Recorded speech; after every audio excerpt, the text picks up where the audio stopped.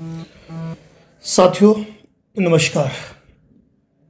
29 तारीख है, रात 10:30 बजे का टाइम हो चुका है। मैंने आपसे कहा था कि 31 तारीख पहले मेरा कोई वीडियो पोस्ट नहीं होगा और एक कदम ज़िंदगी की ओर में आपके द्वारा जो भी वॉइस क्लिप या वीडियो भेजा जाता है उसे मैं अपने यूट्यूब चैनल फेसबुक पेज पर पोस्ट करूंगा। थैंक यू सो मच उन तमाम साथियों का जिन्होंने अपनी वॉइस क्लिप या वीडियो मुझे भेजे हैं, जिनको मैं एडिटिंग करके एक के बाद एक पोस्ट करता जा रहा हूं। लेकिन महत्वपूर्ण सूचना आपके लिए ये है कि रविवार तो वैसे ही अवकाश का दिन होता है और सोमवार ईद का अवकाश हो सकता है, और यही दोनों दिन बहुत ही ज़्यादा इम्पोर्टेंट है समस्त एनबीएफसी कंपनी के लिए, बैंक्स के लिए, रिकवरी एजेंट्स के लिए, तमाम उन लोगों के लिए जो लोन डिफ़ॉल्टर भी है और जो लोन की रिकवरी करना चाहते हैं उनके लिए भी। अकॉर्डिंग टू आरबीआई गाइडलाइन, यानी कि आरबीआई के निर्देशानुसार किसी भी सार्वजनिक अवकाश के दिन न कोई रिकवरी एजेंट आपको कॉल कर सकता है और न ही कोई रिकवरी एजेंट आपके घर विजिट कर सकता है। चाहे वो रिकवरी एजेंट हो, ब्रांच मैनेजर हो, कलेक्शन मैनेजर हो, खुद को जोनल मैनेजर कहता हो, रीजनल मैनेजर कहता हो, या कंपनी का मैनेजिंग डायरेक्टर ही क्यों न हो, किसी को ये इजाज़त नहीं है कि वह आपके दर पर, आपकी चौखट पर आ पाए। अब यदि आपको इन 2 दिनों में कोई कॉल आते हैं तो कोई आपको इफ एंड बट नहीं करना है, किंतु या परंतु नहीं करना है। आपको सीधा ही पूछना है कौन सी बैंक से बोल रहे हैं, हमारे अकाउंट नंबर क्या है, बताइए क्या सार्वजनिक अवकाश यानी पब्लिक हॉलीडे के दिन क्या आरबीआई ने आपकी कंपनी को ये परमिशन ग्रांट कर रखी है कि आप हमें कॉल कर सकते हैं। बात यदि सेटलमेंट की चल रही है कोई बात नहीं, लेकिन कोई व्यक्ति यदि नियमों को ताक पर रख के, कानून को धता बताते हुए यदि आपको कॉल कर रहा है, आपके घर आ रहा है, तो ऐसी स्थिति में आपको सबसे पहले ये ध्यान रखना है कि आज रविवार है या आज ईद का अवकाश है। शुरुआत आपको इन बातों से ही करनी है। इन बातों के साथ शुरुआत करोगे और सामने वाला व्यक्ति क्रॉस नहीं कर पाएगा कि रविवार है या ईद का अवकाश नहीं है, मान के चलिए कि एक बड़ी शिकायत आपकी दर्ज हो जाएगी। यदि ऐसा कोई भी एक्ट करता है ना, और ऐसे मामले में यदि आप कंपनी की मेल आईडी पे कंप्लेंट करते हुए यदि आप आरबीआई की लोकपाल साइट पे आप यदि अपनी कंप्लेंट पोस्ट करते हैं या उनको सीसी में रखते हैं, तो यकीन मान के चलो हरेसमेंट खुद ब खुद ख़त्म हो जाएंगे।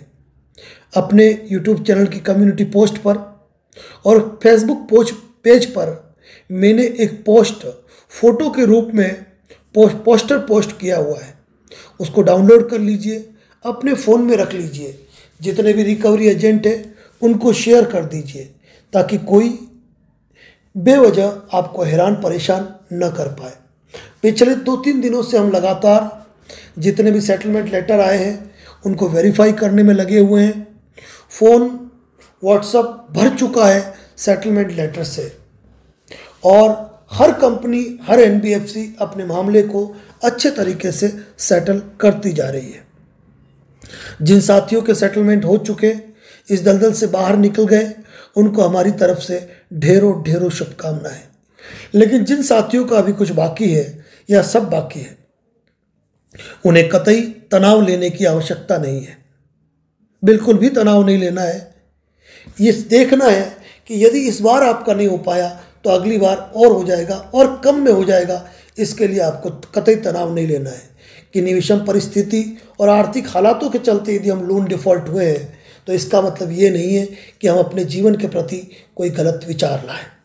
साथियों, एक और महत्वपूर्ण बात कहना चाहूँगा, जब भी कोई अवकाश का दिन आता है ना, छुट्टी का दिन आता है, तो इन आर्बिट्रेटर को कहूँगा कि फेक आर्बिट्रेटर को बड़ी ही खुजली आती है।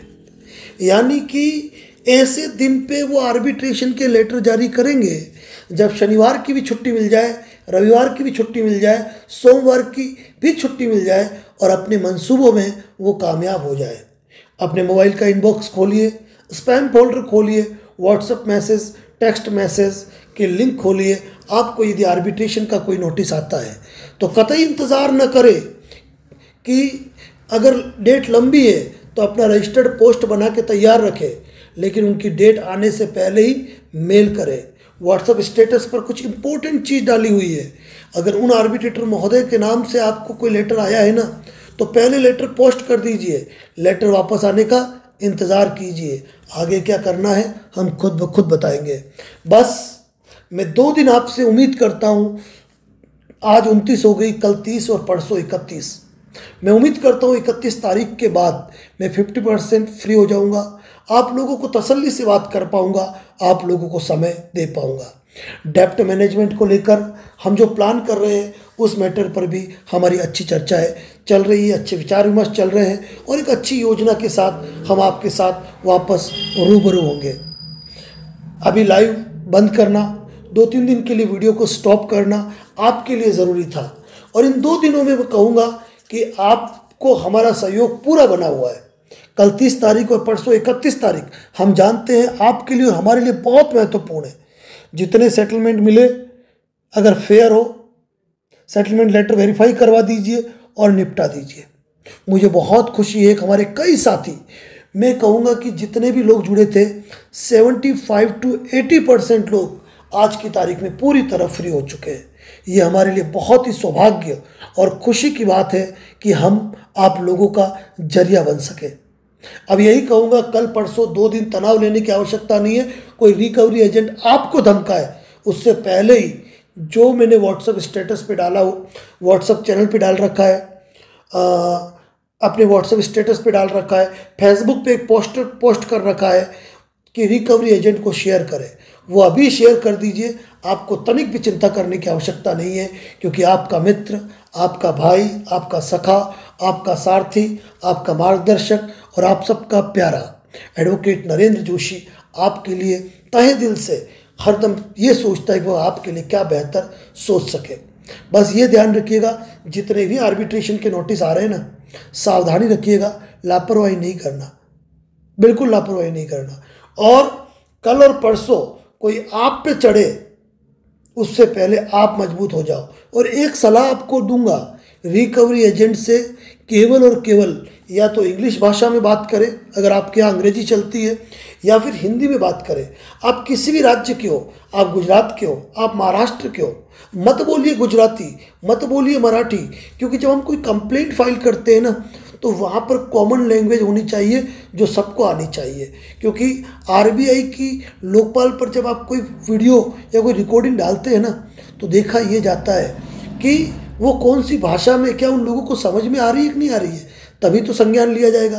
तो जब भी किसी से बात करें, चाहे कॉल पे करें, आमने सामने करें, वीडियो रिकॉर्डिंग कर रहे हैं, हिंदी भाषा में बात कीजिए। और सामने वाला हिंदी में बात नहीं करे, हिंदी में बात कर यूँ बोलना, और हिंदी में बात करें, ये ध्यान रखिए। और जितने भी मुस्लिम भाई हैं, कल परसों जब भी ईद आ रही है, आपको ईद की बहुत बहुत शुभकामनाएं। और हम उम्मीद करेंगे 1 अप्रैल से हम एक और नए मिशन के लिए तैयार रहेंगे। और जितने सेटलमेंट आपको सेटलमेंट ऑफर आ रहे हैं, पैसा है तो निपटाइए, नहीं है तो चिंता करने की आवश्यकता नहीं है, छोड़ दीजिए। आपने 15% का ऑफर दिया, वो 50% दे रहे हैं, नहीं कर सकते हो, इग्नोर, कोई दिक्कत नहीं है। आपने जितना ऑफर किया उतना मिल रहा है तो कर लीजिए। और इसी के साथ अपनी बात को समाप्त करता हूँ। Thank you so much.